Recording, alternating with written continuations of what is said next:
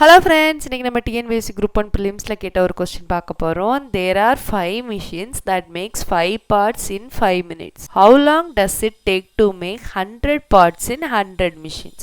5 machinesல 5 parts ready ஆகிறதுக்கு 5 minutes ஆயிருக்கு. அப்போ 100 machinesல 100 parts ரெடி ஆகிறதுக்கு எவ்வளோ நேரம் ஆயிருக்கும் அப்படின்னு கேட்குறாங்க. ஃபர்ஸ்ட் என்ன கொடுத்துருக்காங்க, 5 மிஷின்ஸில் 5 பார்ட்ஸ் ரெடியாக எவ்வளோ நேரம் எடுத்திருக்கு, 5 மினிட்ஸ். அப்போது ஒவ்வொரு மிஷின்லேயும் ஒவ்வொரு பார்ட் போட்டிருப்பாங்க. அப்போது ஒவ்வொன்றுக்கும் எவ்வளோ நேரம் ஆயிருக்கும், 5 மினிட்ஸ் ஆயிருக்கும் ஒவ்வொரு மிஷின்லேயும் ரெடி ஆகிறதுக்கு. அப்போ ஒன் பார்ட் ரெடியாக எவ்வளோ நேரம் ஆயிருக்கும், 5 மினிட்ஸ்.